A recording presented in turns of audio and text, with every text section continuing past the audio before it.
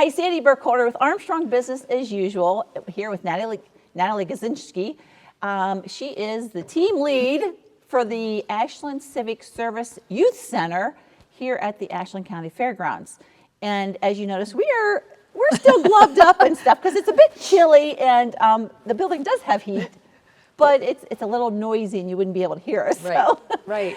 But we want to hear, Natalie, give us a lowdown of what's the dream that we're trying to make come true, right, and we need the community support. Right. Well, as we stand in Moselle Hall, we're freezing because you wouldn't be able to hear us over the heat.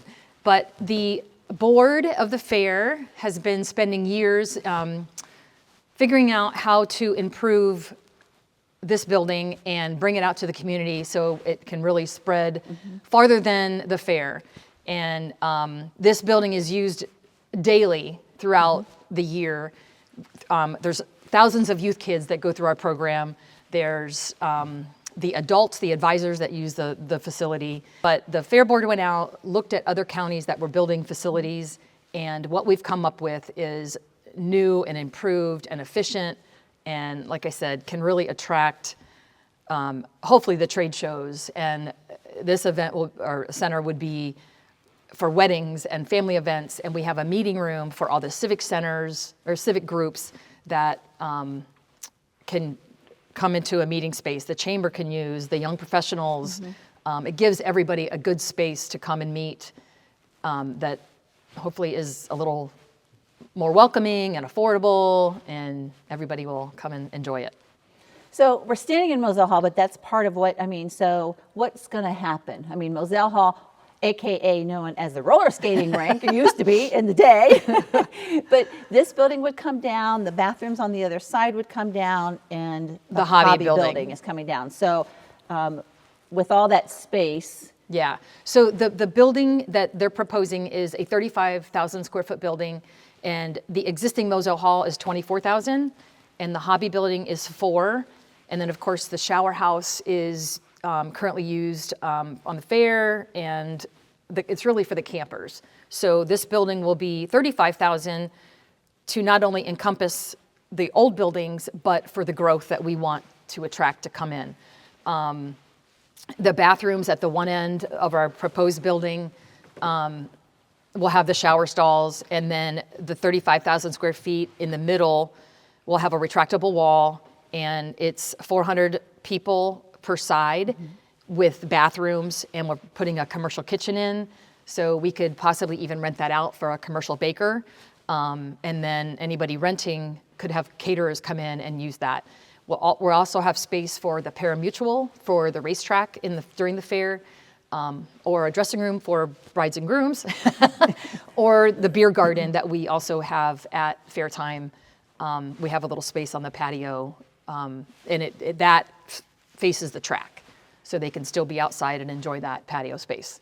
Nice. So with all that happening, what's the time frame look like, and what community support do you need to help make this all happen? Well, the community support, it's every dollar counts. We are trying to literally hit every person in the county surrounding area, because we really are building this to be a part for everyone to use. Our timeline is we would love to have the building starting after the fair in 2025, tear down the buildings to start construction. And then grand opening would be 2026 for the fair, because it's our 175th anniversary. In regards to fundraising timeline, we are really hitting a crunch time right now. We're really hoping to push hard for the next 6 weeks, and we have to raise about another $2 million.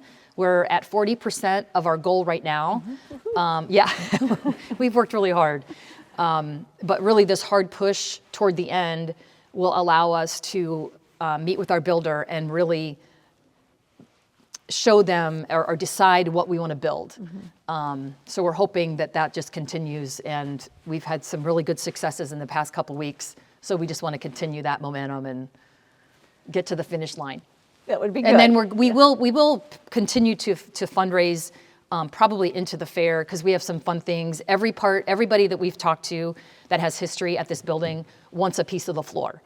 So we have to figure out when we tear down what the floor condition is, but I think we're gonna maybe raffle off or auction off or just do a fundraiser for pieces of the floor, and maybe buy a square. It's 35,000 square feet, so maybe we pick 200 squares or and $200 per square or something, just to have the little fund blocks of buy a square. So that may continue into the fair week. Right. So with that, so you can do how do we find out how to give? Reaching out, there's a website, or I know there's different offers available that way. we have many levels of giving. We have certain areas that have naming opportunities, maybe in memory of your family, or kids that just want, hey, Dad, Mom, I go to the fair, I want my name on the wall. So we have many levels of giving. And then I'm working on a QR code so we have it on our website that you could just donate here. But we weren't that techie savvy when we started this. So we're still developing some of those convenient things to help donate. But our website is ashlandcountyfair.com, and then there's a drop down for the Civic Center. You can call the fair office. My cell phone is on all the literature.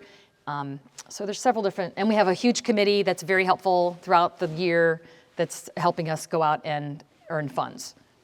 So anything from trade shows, there's going to be kids activities here, FFA activities, school activities, maybe art shows. Right, United Way, yeah. The veterans group used to have their breakfast here, and because of the condition of this building, they've moved on. I really think that they will come back, and we'll be able to help them find a facility to use. But we have United Way comes, the back to school event. This is an emergency shelter. It's a polling station, I think, for 8 districts. It is United Way. Well, there's a lot of different there's so many. It's just an endless, so those are the groups that use the thing. But again, we're really promoting that. Ashland, we feel like it's a niche that it's really hard to find a place that houses or can manage 250 to 300 people comfortably. So when we build this, it'll have 400 people per side. So you can have, one big room for 800 people, and we could probably push it to 1,000. Just don't tell the fire chief. Cut that. Yeah, cut that. But it's different occupancy, whether it's just chairs only versus tables. Right. So we do have the room for that. But like I said, Ashland, that niche of 250 to 350, it's hard to find space.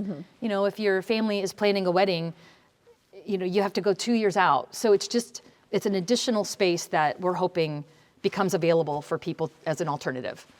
And I know one of the questions has been, what's the difference between here and maybe the university? As far as, the university has an awesome facility they're able to offer, but what would be the big difference that you see between the university and being here at this new facility? The first thing that comes to my mind, because I've attended several events down there too, parking is right outside our door. When we take the hobby building down, that will just add, I really don't know how many spaces that'll add, but we have immediate parking right in front of the building. We also, we're going to have the kitchen, but we don't have a chef or a cook. So you don't have to use our food. I think at AU, you're required to use their food and their menu.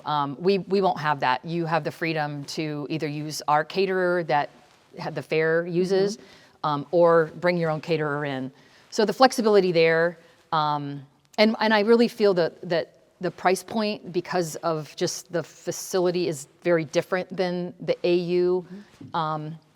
It's really a luxury. It's really nice. This will be really nice, but not set up the same way. The aesthetics will be a little bit different. Sure. It's going to be a catch-all. Yeah. In a good kind of way. Yeah. So I think, stop in, see Natalie, go on to the website. What was the website again? Where can we find? AshlandCountyFair.com, and then the Civic Center is a drop-down. And I think there is also maybe a little bit of talk about, the name possibly changing, just depending on what that is. Yeah, and you know what, too. we called it the Civic Center. Actually, that was the recommendation of, and I forget if it was the commissioners or the mayor, and it was kind of a catch-all because there's everything's an event center. So we really wanted to change it a little bit and make it the Civic Center. But that's not to say that that's the name of the building. That will come when we build it. And if we get lucky enough to have a community member that really wants to throw their support behind it, we'll name it Jack's Place or Sandy's Place. Yeah, that was good timing, yeah. So the name is, it's now called the Ashland Civic Center. One thing that I might want to mention as well is we've had a lot of questions when we're out promoting this is what role does the county play in the building and the grounds? And the clarification there is that the county commissioners own our land. So the deeded property is the county commissioners, but everything is self-sufficient to the Ashland County Ag Society, which does business as Ashland County Fair. So they manage all of the buildings and they are self-sustaining. So they're very independent. The benefit of having the land being county owned is there's no property taxes assessed. And because we have our water tower on the property, we don't pay a water bill. The commissioners actually pay our insurance for, I think, liability.